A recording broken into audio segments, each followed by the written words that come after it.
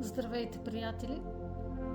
Искам да ви представя тази годишната четвергова сол, която сама изработих. Четверговата сол от край време е смятана за едно от най-мощните магически средства, което се прави веднъж годишно и най-вече на нощта срещу Велики четвъртък. С нейната мощ е възможно да се очисти всевъзможен негатив, да се излекува заболяване, да се привлекат финанси, да се привлече любов, да се защити семейството, както като се носи като амулет, може да се защити и самия човек от всевъзможно посегателство, от всевъзможни врагове и негатив. Четверговата сол е свята и е свещена, защото е приготвена при прецизни специални рецепти и ритуали в определено време, по определен начин и при определена технология. Четверговата сол може да се използва не само от практици, но тя може да се използва от всеки един човек. Затова е желателно във всяка една къща да присъства дървена солничка с такава четвергова сол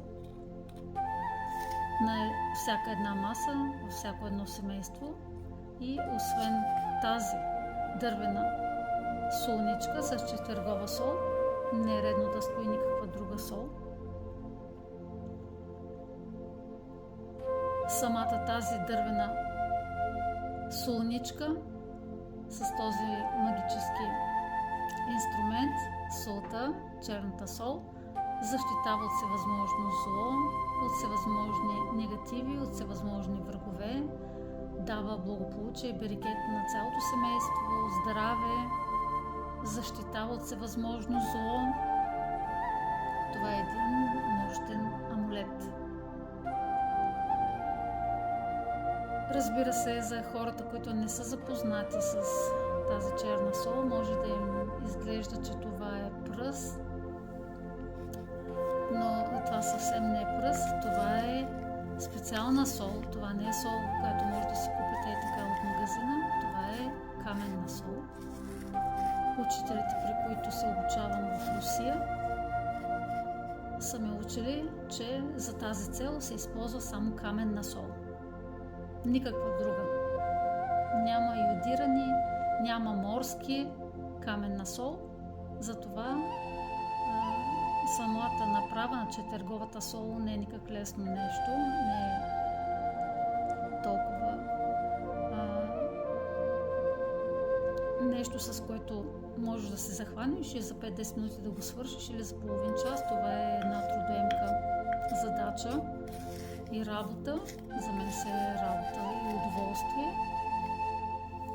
Значи аз я купувам от чужбина, специална за този ден. Четвърговата сол аз използвам в своите амулети за защита, в своите ритуали. Чрез нея